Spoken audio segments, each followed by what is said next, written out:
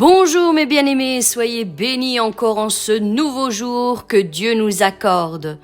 Avant de commencer notre méditation du jour, j'aimerais vous rappeler juste un instant de ne pas oublier de vous abonner à la chaîne, de mettre un pouce bleu, un commentaire et de partager autour de vous pour qu'un plus grand nombre soit béni. J'aimerais aussi vous rappeler que vous pourrez trouver toutes les informations pour nous contacter ou pour soutenir notre ministère en description sous la vidéo. Et comme vous pouvez le constater, aussi sur le bandeau déroulant qui défile en cet instant tout au long de la vidéo. Et maintenant, nous allons nous laisser conduire par le pasteur dans la méditation du jour. Soyez encore puissamment bénis, mes bien-aimés. Bonjour mon frère, bonjour ma sœur, nous sommes le 4 décembre. J'espère que vous allez bien. Amen. Il y a quelque chose que nous avons oublié de faire depuis le 1er décembre. C'est Karine, que prends-tu? Eh bien aujourd'hui je vais prendre un petit café. Ah ben moi aussi, je vais prendre un petit café aussi, donc comme ça nous ne sommes pas trop difficiles aujourd'hui. Et nous allons prendre notre texte de la méditation de notre café matinal dans 2 Timothée, chapitre 2, au verset 15. Efforce-toi de te présenter devant Dieu comme un homme éprouvé, un ouvrier qui n'a point à rougir, qui dispense droitement la parole de la vérité. Et le titre du message d'aujourd'hui est « 3 attitudes à l'égard de la guérison divine ». Les chrétiens adoptent au moins 3 attitudes différentes à l'égard de la guérison, que je voudrais explorer.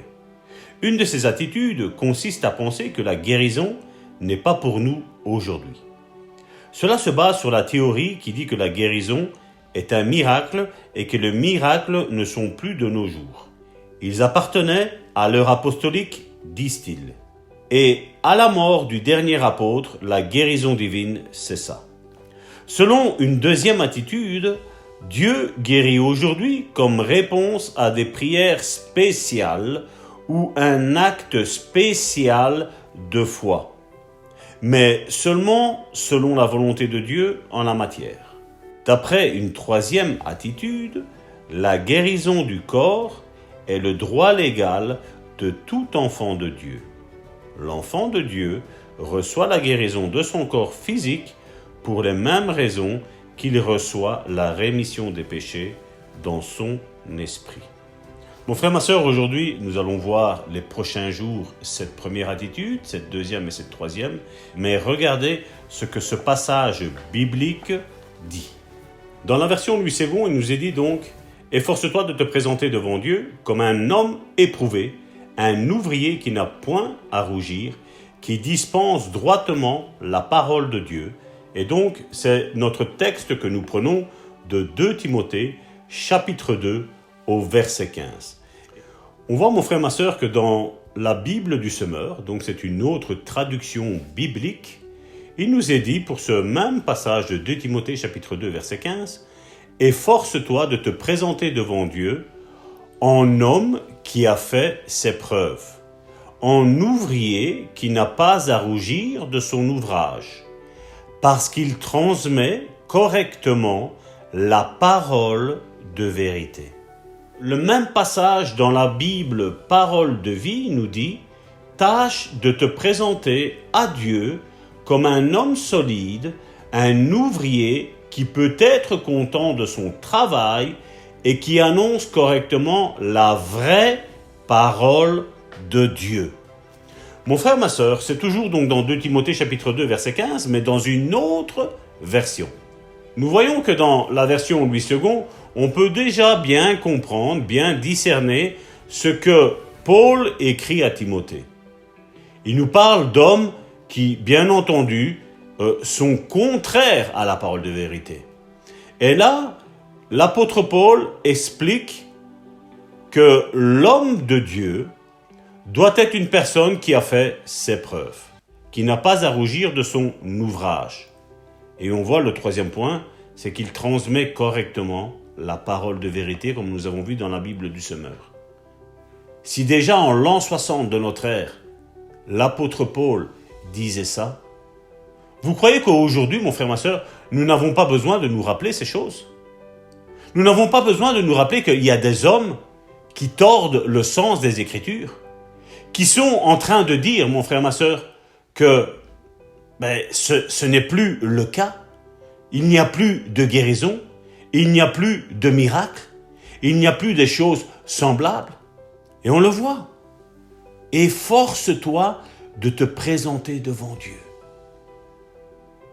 C'est une exhortation que Paul écrit à Timothée, mais c'est une exhortation que Paul écrit aujourd'hui à tout le monde, mon frère, ma soeur.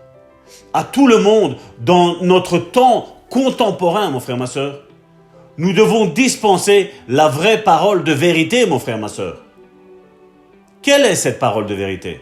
Karine, si je te pose cette question-là, qu'est-ce que tu vas dire? Quelle est cette parole de vérité? La parole de Dieu. La parole de Dieu. Amen. Donc, si je vais prêcher quelque chose qui est contraire à la parole de Dieu, est-ce que je suis dans la vérité? Non, bien sûr que non. Je suis dans le mensonge. Je suis dans le mensonge si je dis le contraire de ce que la parole de Dieu dit. Et comment se fait-il qu'aujourd'hui, des personnes arrivent à accepter, arrivent à engloutir cette parole en eux? Non, mon frère, ma soeur. Tu dois repousser, mon frère, ma soeur. Quand on t'enseigne quelque chose, mon frère, ma soeur, et j'espère que c'est votre cas, vous devez avoir, mon frère, ma soeur, la Bible ouverte devant vous. Vous voyez comment Karine et moi, nous prenons toujours des passages bibliques. Et des fois, c'est pas parce qu'on ne donne pas la référence que ce n'est pas dans la Bible. Nous voyons que nous parlons, nous prêchons, nous prions, nous vivons la parole de Dieu, Amen, mon frère, ma soeur. amen. Nous la vivons. Nous l'avons faite notre GPS. Parce que nous avions vécu dans le passé sans la parole de Dieu, sans connaître Dieu, mon frère, ma soeur. Nous avons vu que ça a fait des dégâts dans notre couple, dans notre vie sentimentale, dans notre vie relationnelle, mon frère, ma soeur. Mais puis, quand la parole de Dieu est arrivée dans notre couple, mon frère, ma soeur, ça a été un baume. C'est pas vrai, ma chérie? Amen, amen. Elle a remis de l'équilibre dans toutes choses. Voilà, elle a remis de l'équilibre, mon frère, ma soeur. Nous nous sommes calqués, nous nous sommes basés sur la parole de Dieu. Parce que alors, si, quand ça concerne la guérison, la parole que nous avons, la Bible, d'après ces hommes, n'est plus vraie, qu'est-ce qu'on doit dire alors? Qu'est-ce qu'on doit faire avec cette Bible? Parce que si c'était pour un temps, nous ne sommes pas en train de dire des fables, des histoires, mon frère, ma soeur.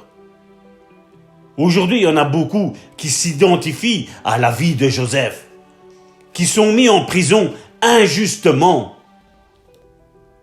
On voit combien de personnes aujourd'hui ont échappé à la fornication comme Joseph.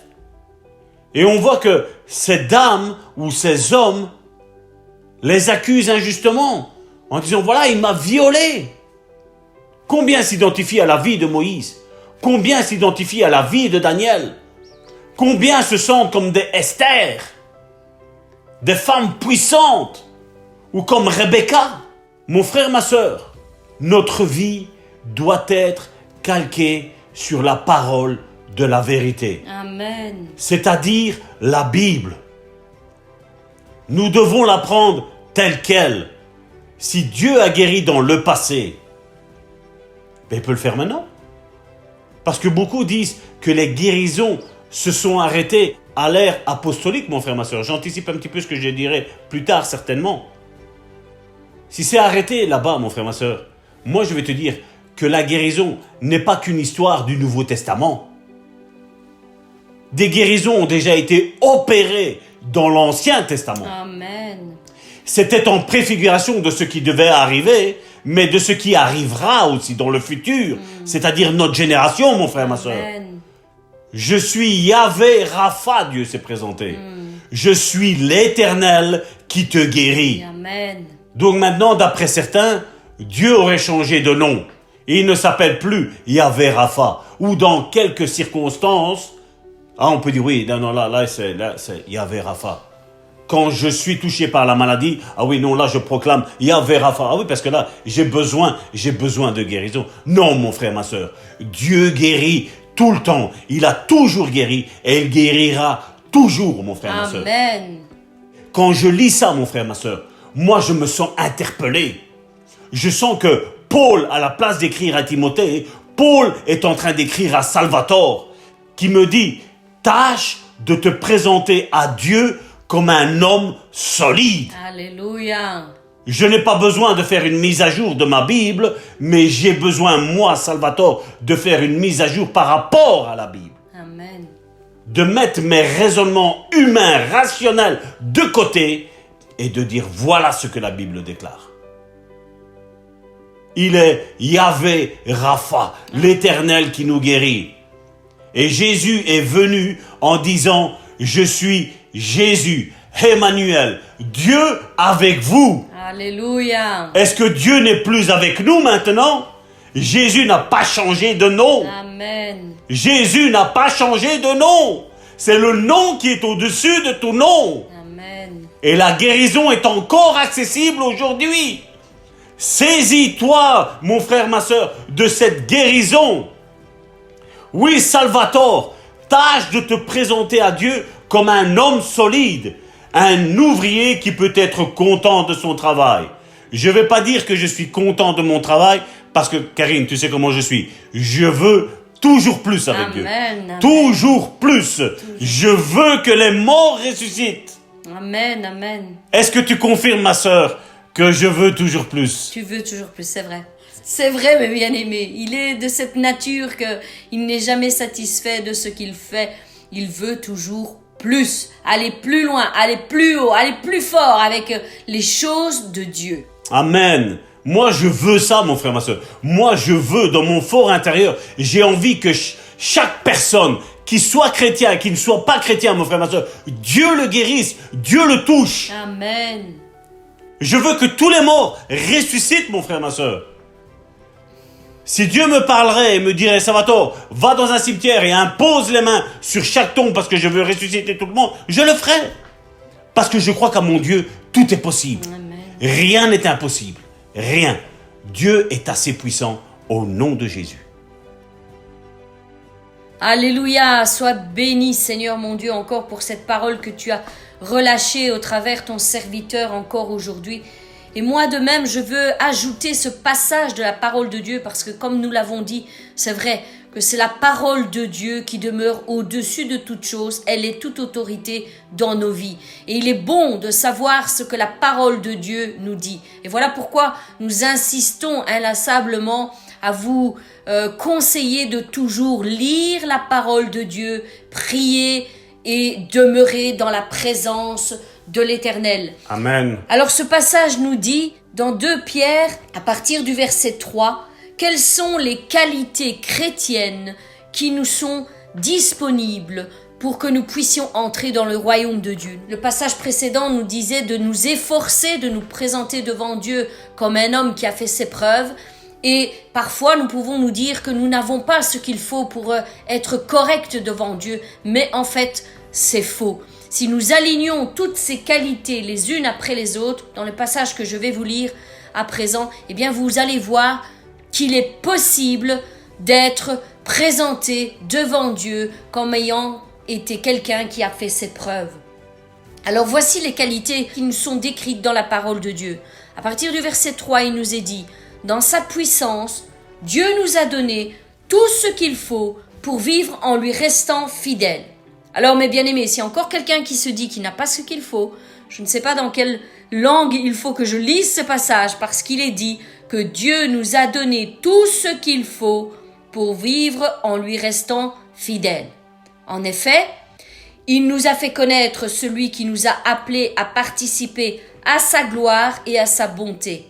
Par cette gloire et cette puissance, Dieu nous a donné des promesses très grandes et précieuses. Alors, en recevant ce qu'il a promis, vous pourrez sortir de ce monde pourri par des désirs mauvais et vous pourrez être unis avec Dieu lui-même. C'est pourquoi faites tous les efforts que vous pouvez pour croire et en même temps pour mener une vie honnête. Menez une vie honnête et en même temps apprenez à connaître ce que Dieu veut. Connaissez ce que Dieu veut et en même temps soyez maître de vous-même. Soyez maître de vous-même et en même temps, soyez patient. Soyez donc patient et en même temps, fidèle à Dieu. Soyez fidèle à Dieu et en même temps, ayez de l'amitié pour vos frères et sœurs chrétiens. Ayez de l'amitié pour vos sœurs et vos frères chrétiens et en même temps, ayez aussi de l'amour. Voilà les qualités que vous devez posséder et si vous les possédez en abondance, vous serez actifs et vous serez capables de mieux connaître notre Seigneur Jésus-Christ. Mais si quelqu'un ne possède pas ces qualités, il ne voit pas clair et il ressemble à un aveugle. Il oublie qu'il a été lavé de ses péchés d'autrefois. Alors, frères et sœurs, faites encore plus d'efforts pour rester fidèles à l'appel de Dieu et au choix qu'il a fait de vous. Si vous vivez de cette façon, vous ne risquez pas de tomber dans le mal. Oui, Dieu vous ouvrira largement. Entendez ce qu'il est dit, mes bien-aimés. Dieu vous ouvrira largement l'entrée du royaume sans fin, du royaume de Jésus-Christ, notre Seigneur et notre Sauveur. Voilà ce qu'il est dit, mes bien-aimés. Nous avons cette capacité d'être fidèles à Dieu si nous suivons toutes ces recommandations qu'il nous donne. Alors aujourd'hui, mes bien-aimés, j'aimerais faire une bonne déclaration avec vous. Ensemble, faisons-la et disons-le. Je base mon attitude à l'égard de la guérison divine sur la parole de Dieu. Selon Matthieu 8, 17, qui dit « Il a pris nos infirmités et il s'est chargé de nos maladies. » Et ensuite, selon 1 Pierre 2, 24, qui nous dit « Par ses meurtrissures, j'ai été guéri. » Mes bien-aimés, soyez guéris. Amen. Au nom puissant de Jésus-Christ. Je vous souhaite encore une excellente journée dans les bras du Père. Quant à nous, nous nous retrouvons demain pour une nouvelle méditation. Soyez bénis.